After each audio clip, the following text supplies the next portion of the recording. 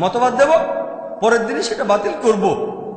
ইমাম আবু হানিফা বলেছেন, হে ইয়াকুব, তারা অভিশপ্ত হোক যারা আমার মতবাদগুলো লিখে রাখে, কারণ আজকে হয়তো একটা মতামত দেব, কালই সেটা বাদ দিয়ে দেব, হয়তো আগামীকাল একটা মতবাদ দেব, পরের দিনই বাতিল করে দেব।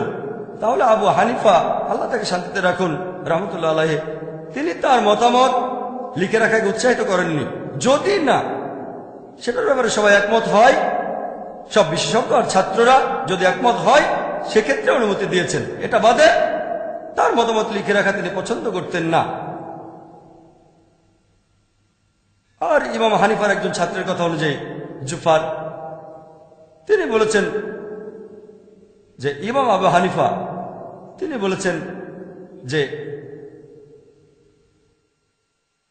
আমাদের সাবধান থাকতে হবে, আমাদের মতামত, আমরা তো মানুষ, সেজন্য ভুল হয়ে যেতে পারে। আমি আজকে যে মতটা দিয়েছি, আবু হানিফা বলেছেন, বর্ণনা দিয়েছেন আবু হানিফার একজন ছাত্র জুফার, যে আমি লোকজনকে নিষেধ করি কোনো প্রমাণ ছাড়া মতামতটা প্রচার করতে, যে মতামতটা আমি দিয়েছি। আবু হানিফা বলেছেন যে আমি লোকজনকে নিষেধ করি কোন রকম প্রমাণ ছাড়া তারা যেন আমার মতামতগুলো প্রচার না করে।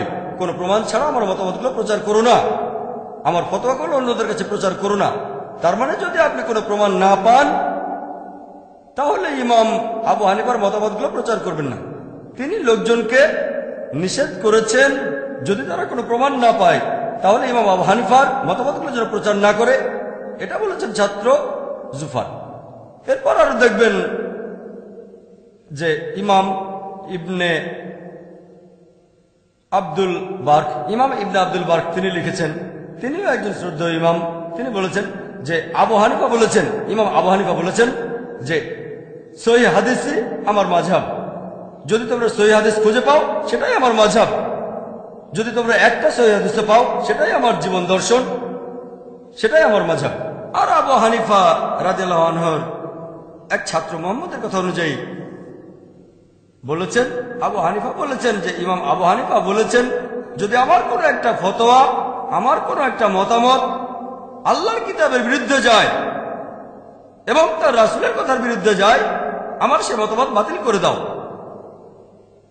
তার মানে যদি ইমাম আবু হানিফার এমন কোন ফতোয়া পান যেটা আল্লাহ এবং রাসূলের বিরুদ্ধে যায়, কোরআন হাদিসের বিরুদ্ধে যায়, সেই ফতোয়া বাতিল করে দেন। আর লোকজন যখন জিজ্ঞেস করে আমার ওযু কি ভাঙবে যদি দুর্ঘটনাবশত কোনো মহিলাকে স্পর্শ করি, অথবা কেউ যদি জিজ্ঞেস করে যে সূরা ফাতিহা শেষ হলে আমরা শব্দ করে আমিন বলবো না কি বলবো না, তখন আমি বলি যে আমি সূরা ফাতিহা শেষ হলে শব্দ করে আমিন বলি। ধরেন ইমাম জামাতে পড়াচ্ছেন ফজরের নামাজ অথবা মাগরিব বা ইশার নামাজ, ইমাম যখন বললেন আমি শব্দ করে বলি আমিন। আর এই কারণেই আমি একজন পাক্কা হানাফি। আবু হানিফা বলেছেন, যদি দেখো আমার কোনো মতামত, আমার কোনো ফতোয়া আল্লাহর কিতাব এবং রাসূলের বিরুদ্ধে যাচ্ছে, আমার ফতোয়া বাতিল করে দাও। তাই আমি ইমাম হানিফার ফতোয়া বাতিল করছি যে শব্দ করে আমিন বলো না, আর আমি সূরা ফাতিহা শেষ হলে জোরে করে আমিন বলছি। এই কারণেই আমি একজন পাক্কা হানাফি। হানাফি শব্দের অর্থ যে ইমাম আবু হানিফার শিক্ষাকে অনুসরণ করে। তাই আমি বলবো আমি একজন পাক্কা হানাফি 100%। অন্যান্য হানাফিরা হয়তো 60 বা 70%। সহিহ হাদিস আমার মাযহাব। আর ইবনে ওয়াহাবের কথা অনুযায়ী তিনি বলেছেন, একদিন কিছু লোক ইমাম মালিককে জিজ্ঞেস করলো যে ওযু করার সময় আমাদেরকে কি পায়ের আঙ্গুলের ভেতরেও খুব ভালো করে পরিষ্কার করতে হবে? ইমাম মালিক বললেন, নবী যেটা করতেন না, করার প্রয়োজন নেই। এরপর যখন সবাই চলে গেল, ইবনে ওয়াহাব ইমাম মালিককে বললেন, একটা হাদিসের উদ্ধৃতি দিলেন, সেই হাদিসটার বর্ণনা দিলেন। এখানে সম্পর্কে বলা হয়েছে যে আমাদের নবীজি ওযুর সময় তার পায়ের আঙ্গুলের ভেতরেও পরিষ্কার করতেন। ইমাম মালিক বললেন, ঠিক, এটা তো ভালো হাদিস, সহিহ হাদিস। পরবর্তীতে যদি কেউ ইমাম মালিককে প্রশ্ন করত যে ওযু করার সময় কি আমরা পায়ের আঙ্গুলের ভেতরে পরিষ্কার করব, তিনি বলতেন হ্যাঁ। মতামতটা বদলে ফেললেন। তাহলে সহিহ হাদিসে যা বলা হয়েছে তার মতামতটা সেই অনুযায়ী হবে। আর ইমাম মালিক, আল্লাহ তাকে শান্তিতে রাখুন, তিনি বলেছেন যে আমি তো একজন মানুষ, আমার ভুল হতে পারে, মাঝে মধ্যে আমার কথা সঠিক, আমার মতামতটা ভুল হতে পারে, আর মাঝে মধ্যে আমি সঠিক। তবে আমার কোনো মতামত যদি আল্লাহ এবং তার রাসূলের বিরুদ্ধে যায়, আমার মতামত বাতিল করে দাও। একই কথা। যদি ইমাম মালিকের কোনো মতামত, ইমাম মালিক রাদিয়াল্লাহু আনহু নিজেই বলেছেন, আল্লাহ তাকে শান্তিতে রাখুন, যদি দেখো আমার কোনো মতামত, আমার কোনো ফতোয়া আল্লাহ এবং রাসূলের বিরুদ্ধে যাচ্ছে, আমার ফতোয়া বাতিল করে দাও, সেটাকে বাতিল করে দাও। তাহলে মালিকিরা যখন নামাজ আদায় করে তারা হাত দুটো ঝুলিয়ে রাখে। কিন্তু যদি আমরা আবু দাউদের হাদিস পড়ি, 1 নম্বর খণ্ড 755 নম্বর হাদিস আর 757 নম্বর হাদিস বলছে যে তোমরা হাত বাঁধবে নাভির নিচে। তবে এটা জয়ীফ হাদিস, এই দুটো জয়ীফ হাদিস। এটা বলেছেন ইমাম আবু দাউদ।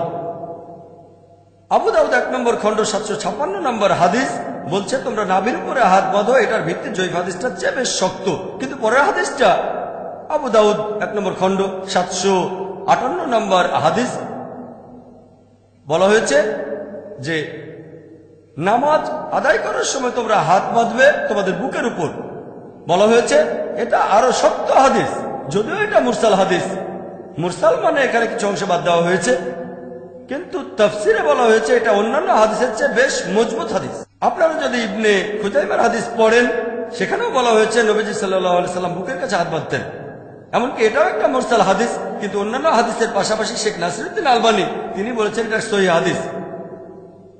তাহলে নামাজের সময় হাত কোথায় রাখবেন এ ব্যাপারে মজবুত হাদিস হচ্ছে বুকের কাছে হাত বাঁধেন। তাই আমি যখন নামাজ পড়ি আমি হাত রাখি আমার বুকের উপর। সেজন্যই বলেছি আমি একজন পাক্কা মালিকি। ইমাম মালিক বলেছেন যদি দেখো আমার কোনো ফতোয়া আল্লাহ এবং রাসূলের বিরুদ্ধে যাচ্ছে, আমার সে ফতোয়া বাতিল করে দাও। এখন যদি মালিকিরা বলে ইমাম মালিক বলেছেন তোমাদের বুকের কাছে হাত বাঁধো, যদিও তিনি বলেননি, তারপরে ধরে নিলাম যে তিনি বলেছেন। তিনি আরো বলেছেন যদি আমার কোনো ফতোয়া আল্লাহ রাসূলের বিরুদ্ধে যায় তাহলে সেটা বাদ দিয়ে দাও। আমি তার ফতোয়াকে বাদ দিয়েছি। নামাজের সময় হাত বাঁধি বুকের উপরে, আর সেজন্য আমি পাক্কা মালিকি, 100%, কোনো ফাঁক নেই। অন্যান্য মালিকরা হয়তো 60-70%, আর আমি 100% সম্পূর্ণ মালিকি। আর আপনারা যদি ইতিহাস পড়েন, আব্বাসীদের শাসন আমলে যখন আব্বাসীয় খলিফারা শাসন করতেন, আবু জাফর আর হারুনুর রশিদ, এই দুজন খলিফায় তারা ইমাম মালিকের ফতোয়াগুলো ছাপাতে চেয়েছিলেন, যেটাকে বলা হয় মুয়াত্তা মালিক। তিনি বললেন না, কারণ নবী সাল্লাল্লাহু আলাইহি সাল্লামের সাহাবীগণ বিভিন্ন প্রান্তে ছড়িয়ে আছেন। আমি যতটুকু জানি তার উপর ভিত্তি করে বিভিন্ন মতামত দেই। যেহেতু নবী সাল্লাল্লাহু আলাইহি সাল্লামের সাহাবীগণ পৃথিবীর বিভিন্ন প্রান্তে ছড়িয়ে আছেন, আমি নিশ্চিতভাবে বলতে পারি না যে আমার মতামত সঠিক কিনা। সেজন্য তিনি তার মুয়াত্তা লেখার জন্য খলিফাদেরকে অনুমতি দেননি। তার ফতোয়াকে তিনি সেই দেশের আইন বলে মেনে নিতে রাজি হননি। চিন্তা করেন, ইমাম মালিক ব্যাপারটাকে এভাবেই দেখতেন। আল্লাহ তাকে শান্তিতে রাখুন। এরপর আছেন ইমাম শাফি। ইমাম শাফি তিনি ইমাম মালিকের ছাত্র ছিলেন। এছাড়াও তিনি ইমাম হানিফার একজন ছাত্রের ছাত্র ছিলেন। আর ইমাম শাফি বলেছেন এটা সম্ভব না যে একজন মানুষ নবীজি সাল্লাল্লাহু আলাইহি সাল্লামের সবগুলো হাদিসই জানবে। যদি আপনি কোনো একটা হাদিস না জানেন, আপনার ফতোয়া ভুল হতে পারে। আর এই কারণেই তিনি বলেছেন যদি দেখো কোনো মতামত ইমাম মালিকের মতামত অথবা আমার মতামত বা ইমাম মালিকের বা আল আউজারির বা থাউরির, আগে দেখো তারা এটা কোথায় পেয়েছেন, তার উৎসটা কোথায়। তিনি বলেছেন আমার মতামত অন্ধভাবে অনুসরণ করো না, চোখ বুঝে আমাকে অনুসরণ করো না, আগে দেখো মতামতটা কোত্থেকে পেয়েছেন, পেছনে যাও। আর ইমাম শাফি আল্লাহ তাকে শান্তিতে রাখুন রহমতুল্লাহ আলাইহি, তিনি বলেছেন যে যদি কোনো সহিহ হাদিস খুঁজে পাও সেটাই আমার মাযহাব। তাহলে ইমাম শাফির মাযহাবটা হচ্ছে সহিহ হাদিসের মাযহাব। তিনি বলেছেন যদি কোনো সহিহ হাদিস খুঁজে পাও যেটা আমার মতামতের বিরুদ্ধে যায়, মতামতটা বাতিল করে দাও। ইমাম শাফি বলেছেন যদি দেখো আমার কোনো ফতোয়া আল্লাহ এবং রাসূলের বিরুদ্ধে যাচ্ছে, আমার ফতোয়া বাদ দিয়ে দাও। লোকজন যদি আমাকে জিজ্ঞেস করে যদি ওযু অবস্থায় থাকি তখন কোনো মহিলাকে টাচ করে বা মহিলা আমাকে টাচ করে, ওযু কি ভেঙে যাবে আমার? আমি বলবো না, এতে ওযু ভাঙবে না, কারণ বেশ কিছু সহিহ হাদিস আছে আবু দাউদ এবং সহিহ মুসলিমে যে ওযু ভেঙে যাবে না। তাহলে এজন্য আমি পাক্কা শাফি। কারণ ইমাম শাফি বলেছেন, যদি তোমরা দেখো যে আমার কোনো ফতোয়া আল্লাহর কালাম এবং নবীজির হাদিসের বিরুদ্ধে যাচ্ছে, অন্য কথা বলছে, আমার ফতোয়া বাদ দিয়ে দাও। এ কারণে আমি একজন পাক্কা শাফি। অন্যান্য শাফিরা হয়তো 60-70% শাফি বা 80%, তবে 100% না, আমি একেবারে পাক্কা শাফি। আর আপনার ইতিহাস পড়লে দেখবেন ইমাম শাফি, তিনি তখন বাগদাদে। ইমাম শাফি তার ফতোয়া নিয়ে একটা বই লিখেছিলেন যার নাম আল হুজ্জা। পরবর্তীতে তিনি একবার মিশরে গিয়ে আবার ফিরে এলেন। তারপর তিনি ইমাম লায়েত ইবনে সাদের ছাত্রদের অধীনে পড়াশোনা করলেন। এ সময় অনেক বিষয়ে তার দৃষ্টিভঙ্গি বদলে গেল। তিনি নতুন একটা বই লিখলেন, আলুম। তাহলে ইমাম শাফি প্রথমে একটা বই লিখেছেন আল হুজ্জা, পরে আরেকটা নতুন বই আলুম। তার মানে ইমাম শাফি যখন ইমাম লায়েতের ছাত্রের কাছে পড়েছেন, মানুষের একটা ভুল ধারণা আছে যে ইমাম মাত্র 4 জন, আর অনেক আছেন। এই 4 জন ইমাম তারা অনেক জনপ্রিয়, কারণ তাদের ছাত্ররা তাদের কথা প্রচার করেছেন। এছাড়াও আরো ইমাম ছিলেন, যেমন ইমাম লায়েত ইবনে সাদ। ইমাম শাফি একটা কথা বলেছিলেন, যদিও তিনি ইমাম মালিকের ছাত্র ছিলেন, তিনি বলেছেন যে ইমাম লায়েতের ফিকা সম্পর্কে যে জ্ঞান আছে সেটা ইমাম মালিকের চেয়েও অনেক বেশি। ইমাম শাফি এটা বলতে পারেন, আমরা পারি না। এছাড়াও আরো অনেক ইমাম আছেন। চতুর্থ ইমাম ইমাম আহমদ ইবনে হাম্বল। ইমাম আহমদ ইবনে হাম্বলও একই মত পোষণ করতেন। তিনি এত কঠোর ছিলেন যে ইমাম আবু হানিফা তিনি বলেছেন, নিশ্চিত না হওয়া পর্যন্ত আমার কোনো ফতোয়া লিখো না যদি সেটাতে সবাই একমত হয়।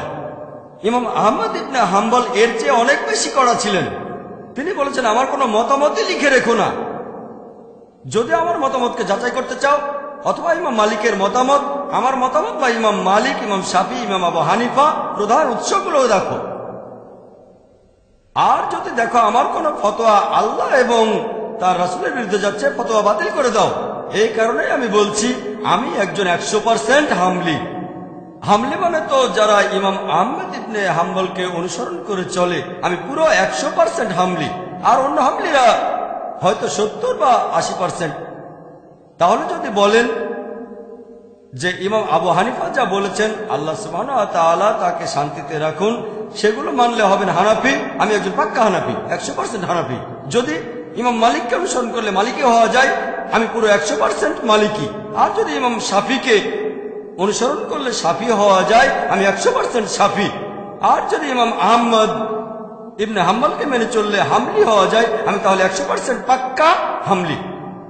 কারণ এই 4 জন বিখ্যাত ইমামই বলেছেন, যদি দেখো আমার কোন ফতোয়া আল্লাহ এবং রাসূলের বিরুদ্ধে যাচ্ছে, আমার ফতোয়া বাদ দিয়ে দাও তোমরা। দেখেন, এই 4 জন ইমামের অনুসারী এই মাযহাবগুলো আসলে কি? মাযহাব শব্দের অর্থ কি? মাযহাব মানে পথ, যাওয়ার রাস্তা অথবা যাওয়ার সময়। মাযহাবের আরেকটা প্রতিশব্দ সুন্নাহ। সুন্নাহ শব্দটার অর্থ পথ। নবীজির সুন্নাহ মানে নবীজির দেখানো পথ। তাহলে এই 4 জন বিখ্যাত ইমামের মাযহাব ছিল আমাদের নবীজির মাযহাব। 4 জন ইমামই বলেছেন, যদি কোনো সহিহ হাদিস পাও আমার ফতোয়া বাদ দাও। তার মানে এই 4 জন ইমাম, তাদের মাযহাব ছিল আমাদের রাসূলের মাযহাব।